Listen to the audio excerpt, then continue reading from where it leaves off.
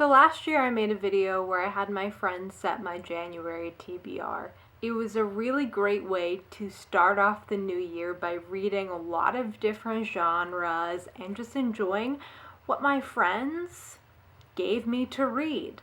So I did it again. Reuse, reduce, recycle, thank you, thank you. For the next 31 days, I'm going to be diving in to the books my friends and mutuals and pals gave me to read. I am going to be reviewing the books as I read them, so you will see a clip of me throughout the month as I finish each book talking about them. I think this video will be quite long, so strap in. I'm also going to have content warnings for all of the books down below.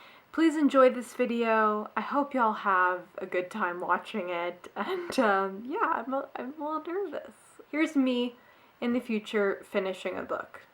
I'm going to tell you about the first book that I read for this challenge, Legendborn by Tracy Deonn. Recommended to me by my sweet dear friend Maureen, as seen here in all of her glory.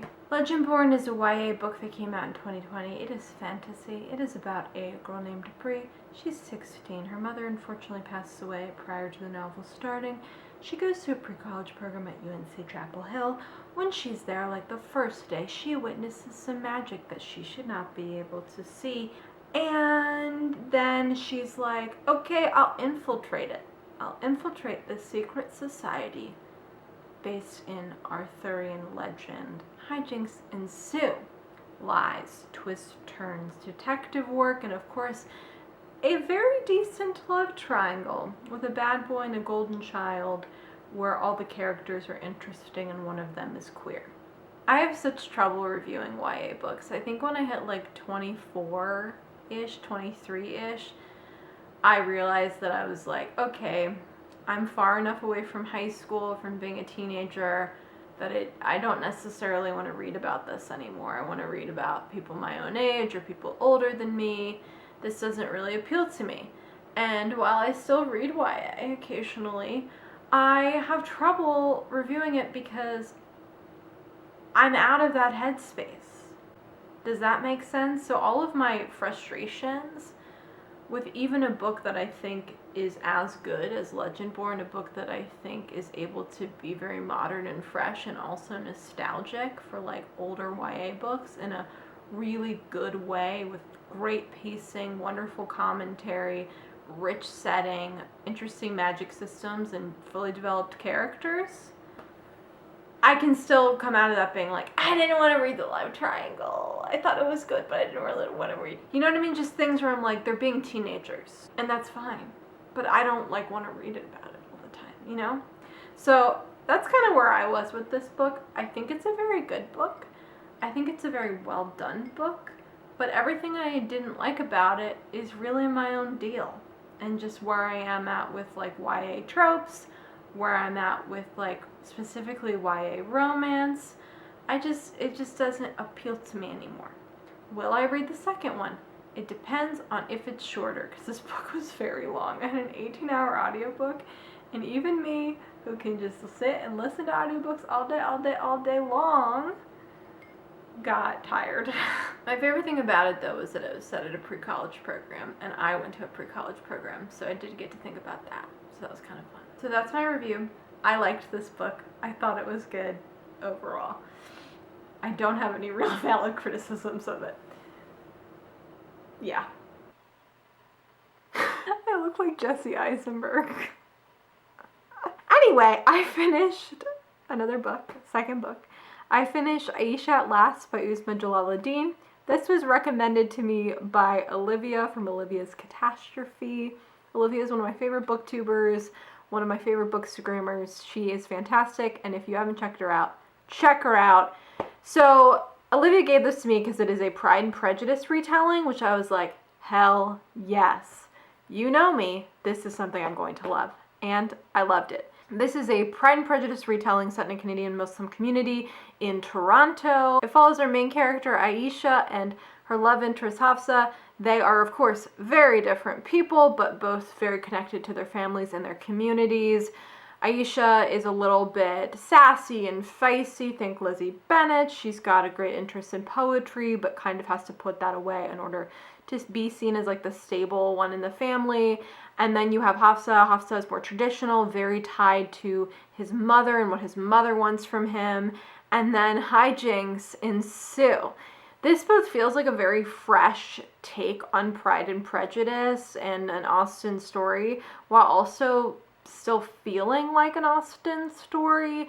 It is a story that has a lot of energy. Like, a lot happens in this book, but you never feel bogged down by it, which is, I think, true of Austen's writing as well.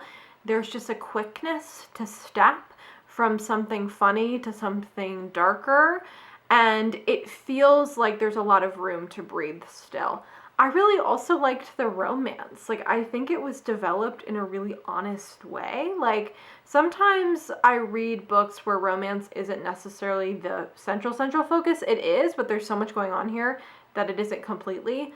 And I feel like it gets lost. And I did not feel that. I felt like their relationship really developed specifically because of their characters. Like, they're both two people who've never been in relationships before, and they really are drawn to each other through respect and friendship, and that turns to love. And I just felt like it was really realistic. I also really loved the side characters. It felt like a really like fully fleshed out world, which I loved. And I thought that the ending was like very satisfying, like in a like yes kind of way, which is always what you want. Like, that's always what I want, is something satisfying. I love this book. I think this is going to be my first true blue 5-star read of the year. Thank you, Olivia, for recommending it to me. I would encourage everyone else to read it as well. Okay, now for more reading. Anyway, I read Loveboat Taipei by Abigail Hing Wen. This was recommended to me by Artie, who's a really fantastic creator. I'm going to link all their information down below. You should check them out.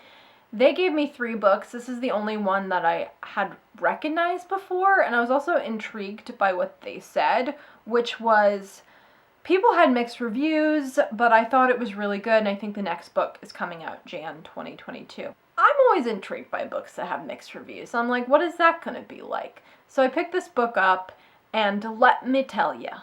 Let me wait to tell you. This book is about Ever's an 18-year-old girl who kind of clashes with her parents because she wants to dance and her parents want her to go to medical school. She's like, fine, I guess I'll go to medical school.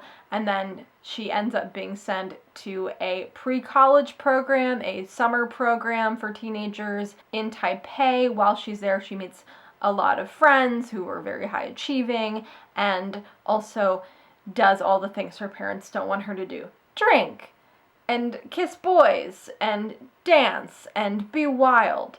So she does that, and of course, there are repercussions. Now let's get into it. Did I like this book? No. Did I find it entertaining? Yes. I think this book is very entertaining. It reads like a movie. It makes sense that they're adapting it into a movie. It's very well paced. I enjoyed the scenes where our main character is dancing and talking about dancing. I enjoyed the development. I enjoyed the relationship she had with her father and how that developed. I liked seeing this young woman kind of hold her own. Now, the things I didn't like about this book, the things that made me not like about this book. Of course, prefacing all of this by saying, I don't read YA very often. We know this. I talked about this with Legendborn. YA isn't really my vibe. YA romance really isn't my vibe, and this is a YA romance. It involves a love triangle, and while I think Legendborn did a good love triangle, I think this love triangle was done very badly. It was very aggressive, it was very intense, and one of the characters is in a relationship, which is very Anna and the French Kiss vibes, and the other guy in the relationship is a bad boy who gets kind of used by our main character, so didn't love that. I also found both guys to be really annoying. Like, the bad boy guy is kind of creepy and the good guy is just bland and doesn't really have a personality. I also really struggled with the main character's best friend's sort of arc. Like, she does a really reprehensible thing and then is abused by her boyfriend. And it felt gross. Like, it was like, she did this horrible thing, and it was a horrible thing, but the universe is making her pay for it. And I did not like that. I thought that was bad. I also just had some like nitpicky things with the audiobook. I think the audiobook narrator was really good, but she has a very grown-up voice, so all of these 18-year-olds sounded like they were 30, and the male voices sounded like Patrick Warburton or whatever his name is, Kronk, and that was the only thing I could think about while listening to this book. I do think one of the things that's both a good thing and a bad thing about this book is that it is sort of new adulty in the fact that some of the characters are doing things that are very adult, or, you know, they're figuring out their adulthood, so I think it had trouble finding its tone. If this is new adult, is this young adult? I definitely struggled with that, but also that felt correct for being an 18-year-old. I think that tone, whether it was on purpose or an accident, made sense for an 18-year-old's experience, but just kind of made me uncomfortable sometimes. But, you know, overall, that's how I feel about this book. I would encourage you to watch other reviews of this book because I think they're better than this one. I get why people like this book. It was very entertaining. It was really like a fun time. It's funny, I didn't rate this book because sometimes like a book is impossible for me to rate, and this book definitely falls into it because it's not for me, and that's fine, but I also still had issues with it, but also was entertained. So that's kind of my full review. Thank you, Artie, for picking this for me. I did have a pretty good time reading it, so. Alright, more reading. I finished another book, After the Last Border, Two Families and the Story of Refugee in America by Jessica Godot. This was recommended to me by Deboki. Deboki is a fantastic booktuber and science educator, just all in all an incredibly cool and smart person. If you don't already follow her, definitely follow her. This is a nonfiction book about the refugee crisis. It is half a very personal account. Specifically, two women are telling their stories through Jessica Godot, one woman being from Myanmar, the other one being from Syria, and their experiences of coming from their home countries to America through the refugee programs and how the political landscape, specifically how presidents changed that experience and changed how they were able to have their families there, their time there, the way that they are treated, all of that, making a huge difference. And it's also a wider view of how in the last 100 years, presidents, administrations have shaped America's response to the refugee crisis. So it's both historical and also very personal. This book is incredibly human-centered, very accessible, and very affecting. It's intense and sad, but at the same time shows community and the strength of good people trying to do good things and the resilience of people. I really got a lot out of this book. I found it to be very arresting and very challenging in the best way possible. I would definitely recommend it. I'm very glad Deboki recommended it to me, and I would tell you all to check it out. Also note, it has a very, very good audiobook that I found to be very easy to listen to and very well told. Overall, I just think this book is really, really good and very needed, and more people should definitely read it. Okay, I'm gonna go read more now. Coming at you with Knives Out, Winter Lodge on top, Unhinged Child on the bottom. I read another book. I finished Circe by Madeline Miller. I know, I'm the last person on the planet who hadn't read this book. This was recommended to me by my dear in real life friend Hannah. She is one of excellent taste, so I figured I was going to like it, and I did like it. I liked it a lot. Circe. It's Greek mythology, retold through a woman-centric perspective. I really enjoyed this book. I didn't expect to enjoy it, not because of my friend Hannah's recommendations, which are excellent, just because I've heard so many people talking about it, and also I don't tend to enjoy historical fiction, even though this is fantasy, you know what I mean. But, you know what this was? This was adult Percy Jackson. Could have just told me that and I would have read it ages ago. I love Percy Jackson so very much, and my favorite thing about this book was being able to go, that happened in Percy Jackson. I know it happened in Greek mythology, but just stay with me. That happened in Percy Jackson. This is way darker, but I know this. I know this myth. I also really enjoyed the accessible writing. I wasn't expecting the writing to be so accessible because I buried my head in the sand anytime anyone talked about this book for the last few years. Also, the writing, though, despite it being very accessible, was still very lush and rich and specific and detail-oriented, while still being kind of above it all. It's a first-person narrator, Cersei's narrating, and you feel that kind of above-it-allness with it still being emotionally painful at times, which I thought was done very well, as she is a goddess, and that makes sense. The only qualm I had about this book was I thought that the middle was kind of boring. Not even the whole middle, just like 2/3 of the way into the book, I was like, I was just not really paying attention. But the testament to this writing was the fact that it didn't really matter that I wasn't fully paying attention. I still kind of understood what was going on. Additionally, great audiobook, lovely audiobook, felt like a full cast, which is very difficult to do, and the narrator really matched the lushness of the writing. As I mentioned at the beginning of this video that I will be filming in the future, I have content warnings down below.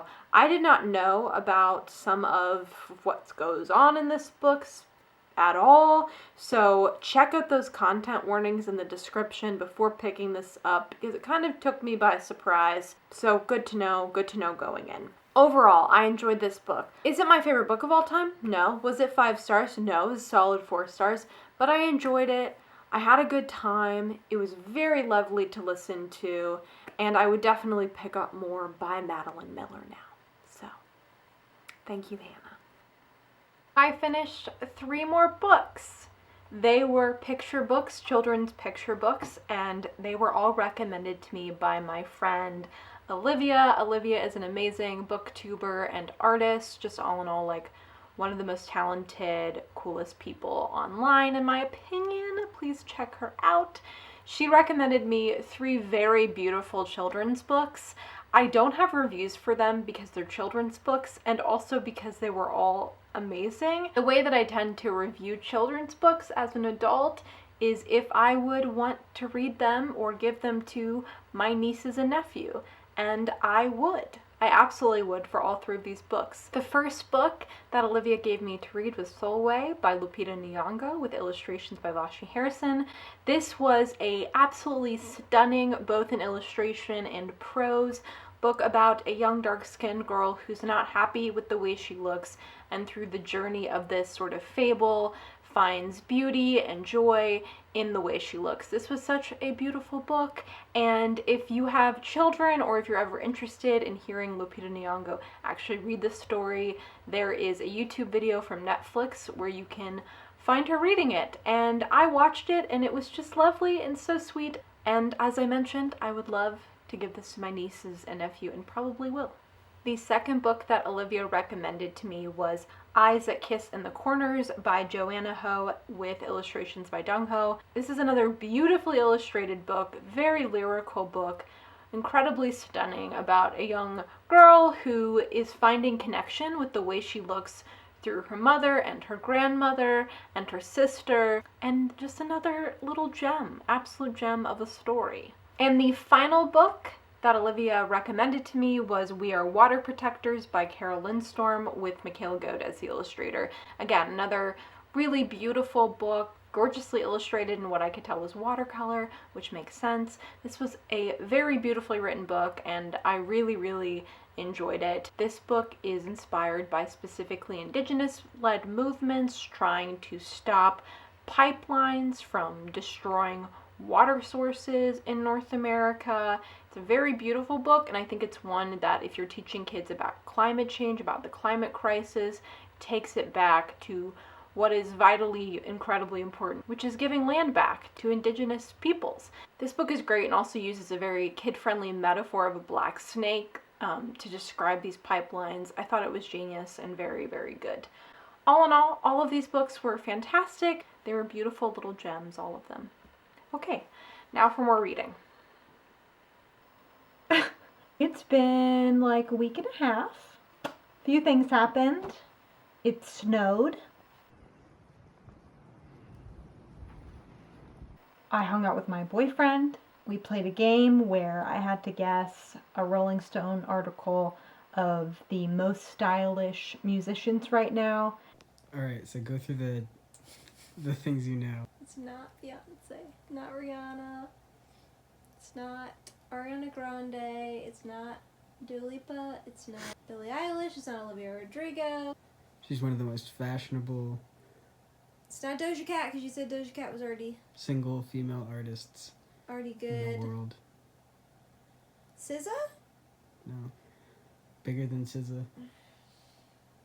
Lady Gaga. Oh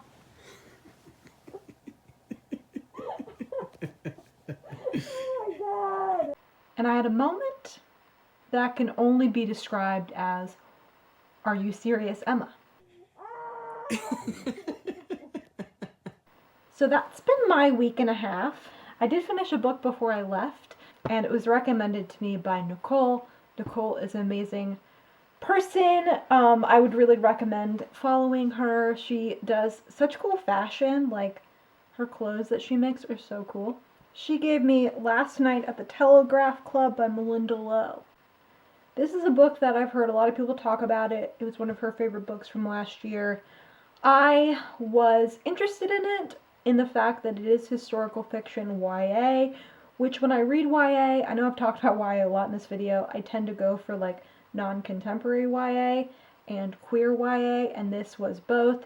This is about a young girl, a 17-year-old named Lily, during the 1950s in San Francisco. She is Chinese and is dealing with the Red Scare within America while also kind of figuring out her sexuality. She meets a girl named Kathleen at school, and Kathleen and her go to a gay club, and they start having feelings for each other, and the historical setting and their relationship unravels and develops throughout the story. This is both a very big story and a very small story at the same time, meaning that you have a lot of political, historical, social things that were happening at this time, but you also have it condensed in this really specific, beautiful, interesting, heartbreaking story. I really like this book a lot. I found it to be very rich in its descriptions and its relationship with these characters. I felt like I really understood them.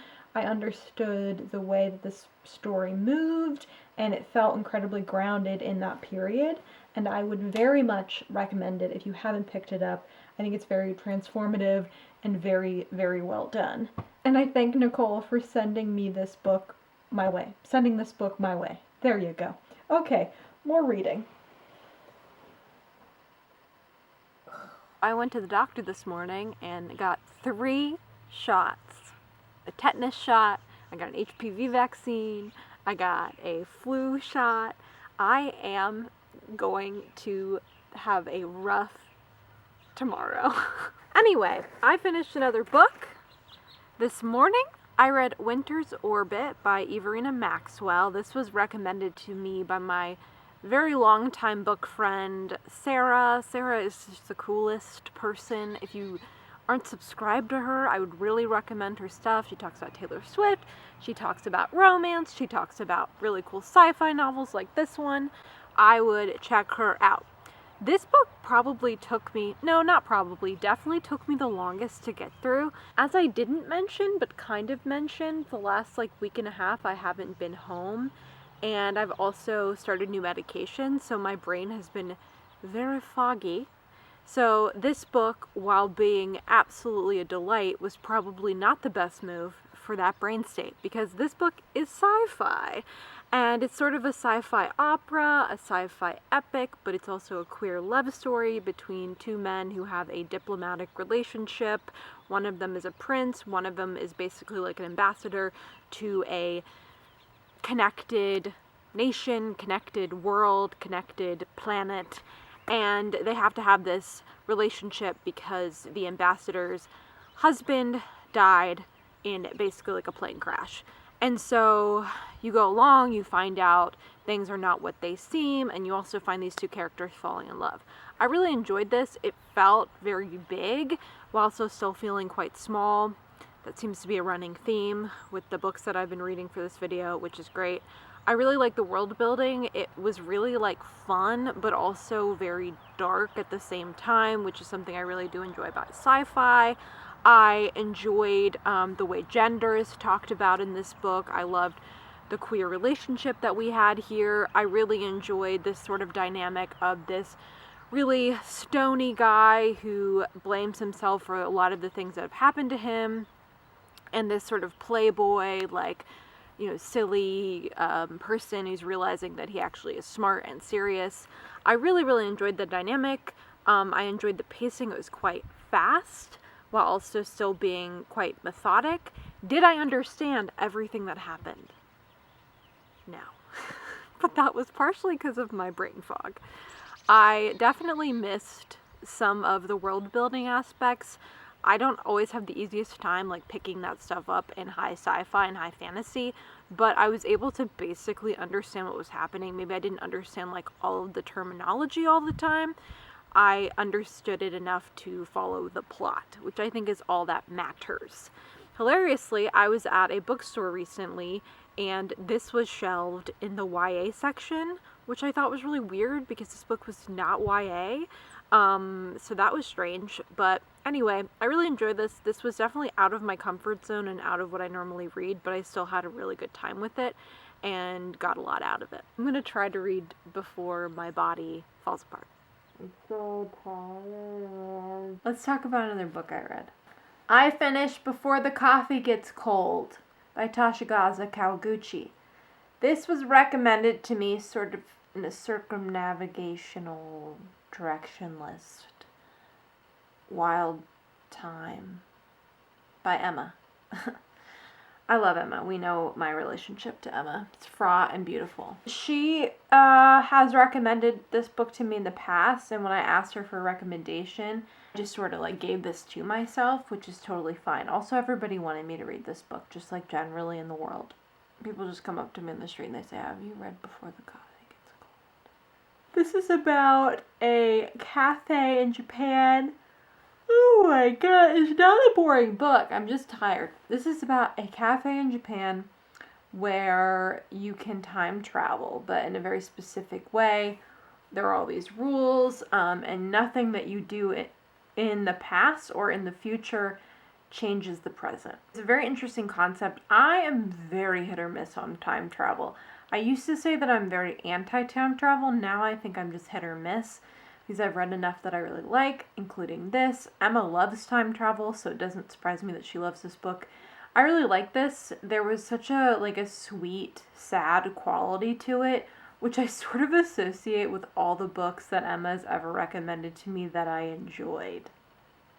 Meaning there is a real, pain to this book and a real sense of grief and loss, but it also is by and large quite hopeful and sweet and gentle.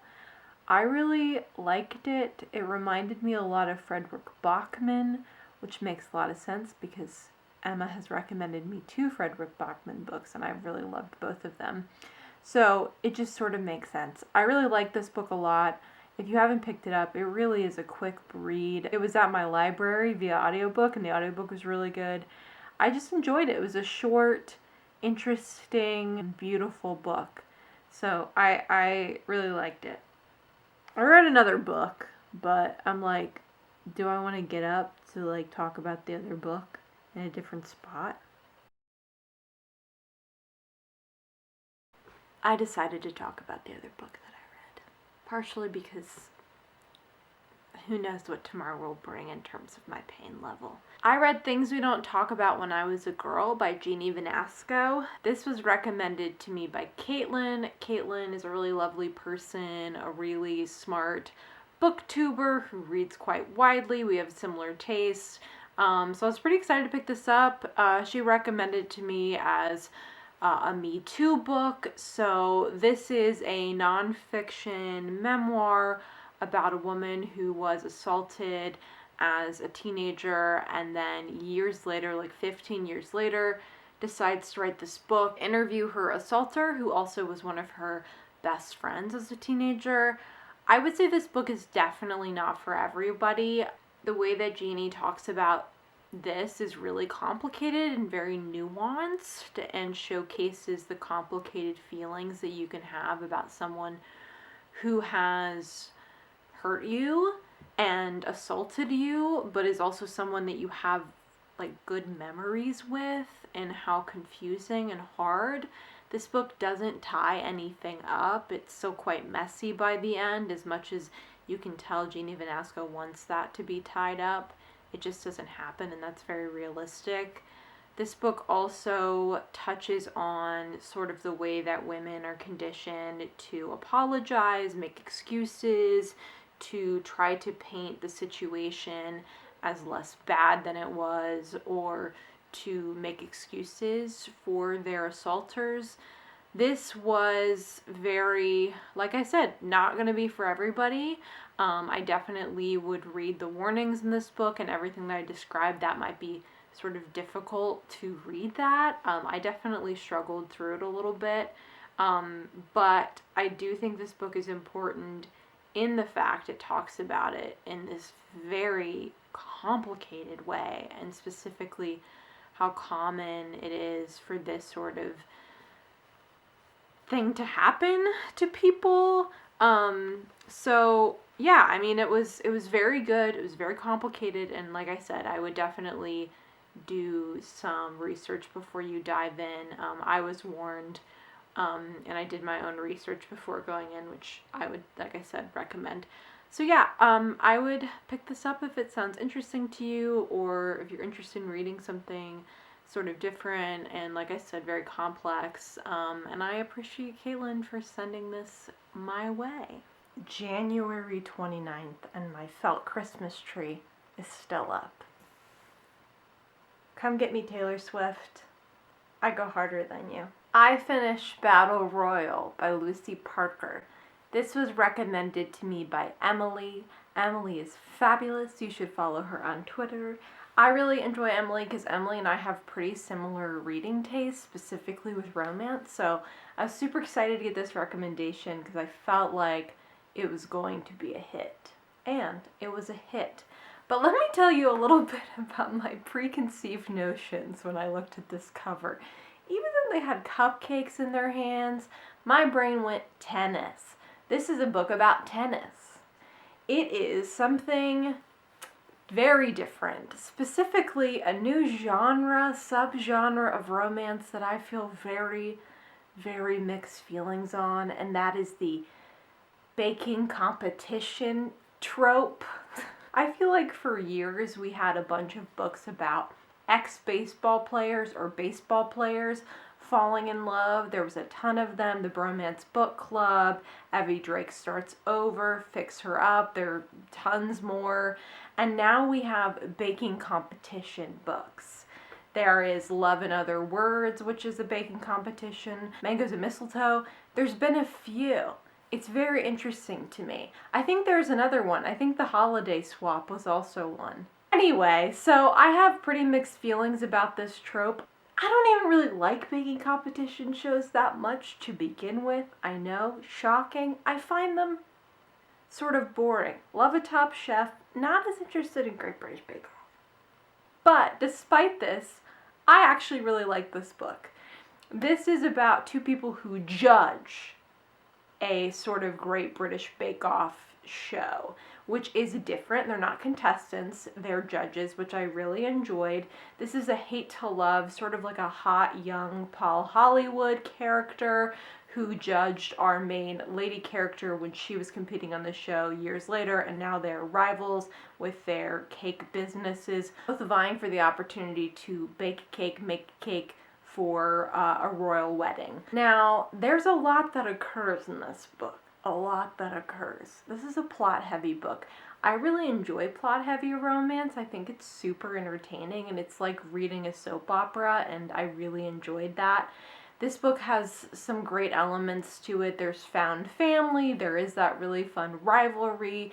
There is absolutely communication in this book. Both of these characters are in their 30s, so they do a pretty good job of communicating their way through conflict, and there isn't any miscommunication in this book, which was really nice to read. I was waiting for that third act conflict, and when it came, it resolved itself in a really realistic way, healthy way. It was fun, it was cozy, it was lighthearted, but had some sweet dramatic moments, and I think what really sets this book apart is the fact that the communication is handled so well. The falling in love, while again, quick timeline, happens in I think a really honest way. I definitely think I'll read more books in the series as they come out because I really enjoyed this. So yeah, thank you, Emily. I actually finished another book tonight, so we need to move again so I can talk about this book. Okay, that's a Pumbaa that my parents have owned since the 90s. I finished All Systems Red by Martha Wells, the first book in the Murderbot series of novellas. This was recommended to me by Victoria. Victoria is an amazing content creator, just like so atmospheric and so cool. She's got a really cool TikTok and Instagram and Twitter, just like a delight to have on your feed. So she sent this my way. I was really interested in this because I've heard only good things about it, and people that I really trust, including Victoria, really love this book, so I was excited to get into it.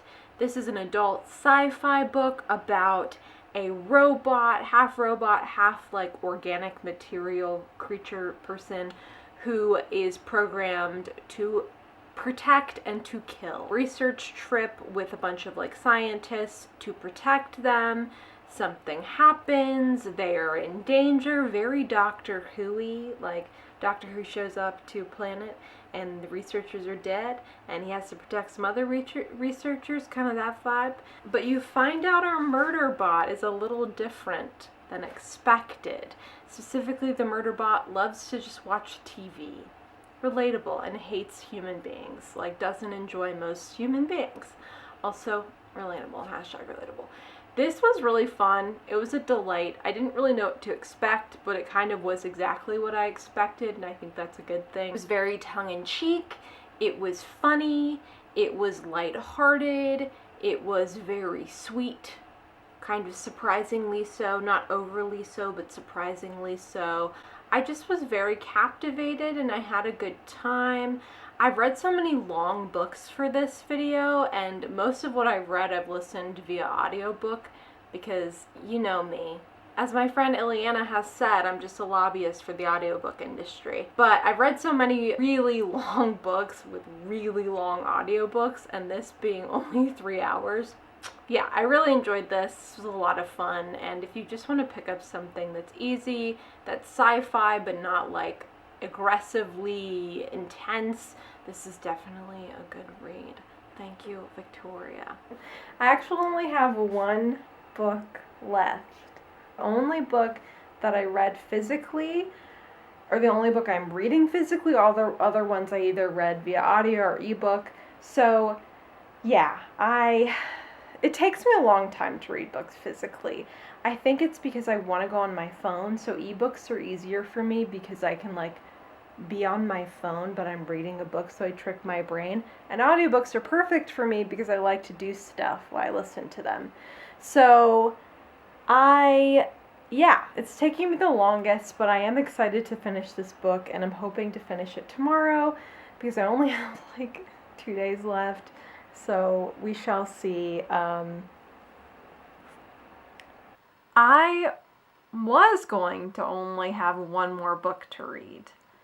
And then we had a late entry. I'm much excited about, much wanted late entry, but we had a late entry. So I finished the other book. I'm going to talk about that last, but I want to talk about this book first. My good buddy Katie from Chapter Stack, really truly like the queen of Halloween and horror, someone who I just think is an absolute delight and so much fun. She's amazing. I am such a fan of her content. The book that she gave me to read was Dissapering Earth by Julia Phillips. This was a book that was very much not a book I normally am drawn to. I don't tend to read a lot of thrillers or mysteries, but I do enjoy them when I pick them up. And this was really interesting. This is an adult mystery novel told through a series of connected stories. It's set in a small city town at the very, very edge of Russia. And you start off with the novel with these two sisters who are under the age of 12 who are kidnapped, and then it moves through the months through different perspectives, people who are connected to what is happening in a way where you don't really know till the very end. This was a really interesting book. I don't read a lot of books set in Russia, so it was a very different setting than I'm used to. There was a lot of commentary about the indigenous people in Russia and how they're treated, and how one of their missing daughters is sort of ignored by the police and by the media. And it's about grief, and it's about family, and it's really brutal and very good.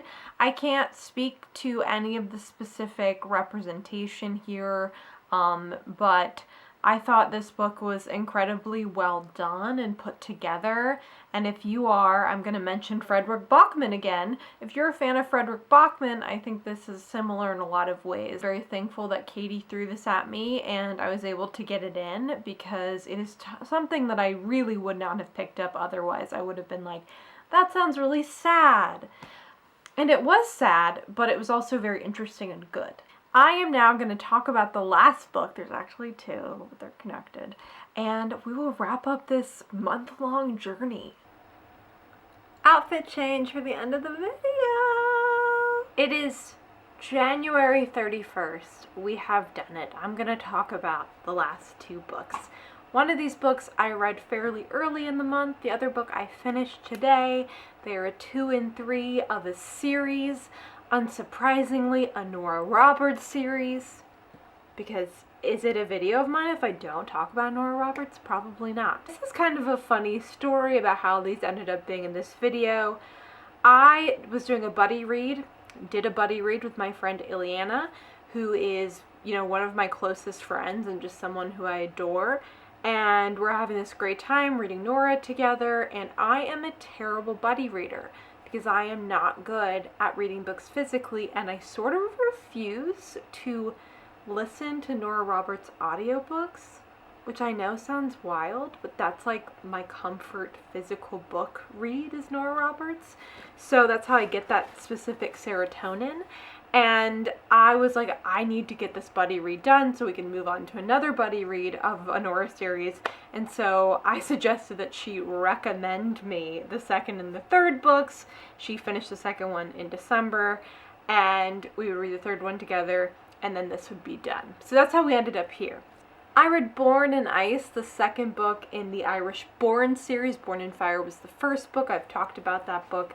And then today I finished Born in Shame, the third book. This series was published in the mid-90s, and it follows two sisters who have sort of a tense relationship with their mother. Their father passes away at the beginning of the first book, and they are just living their lives.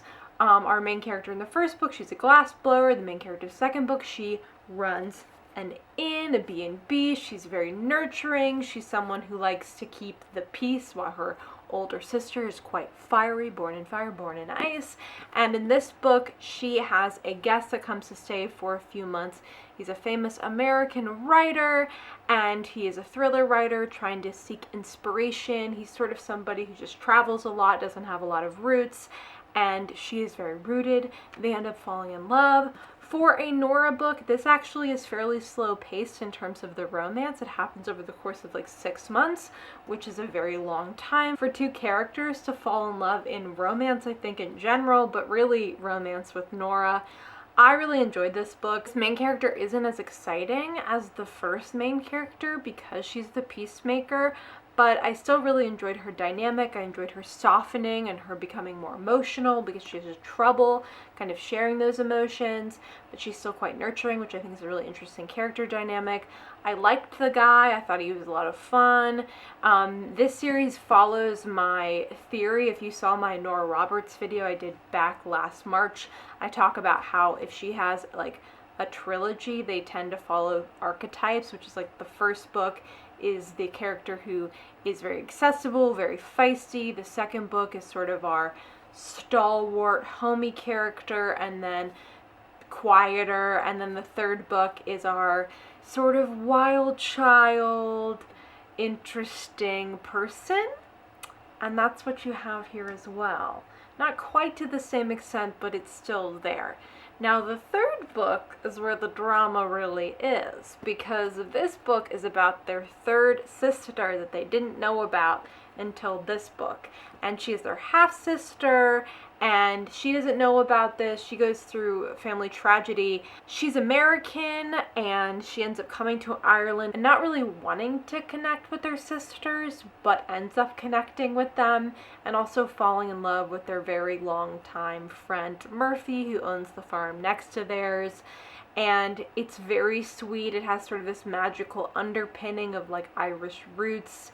It's really cozy. There's lots of togetherness in the book with everybody's spouses and everybody's children.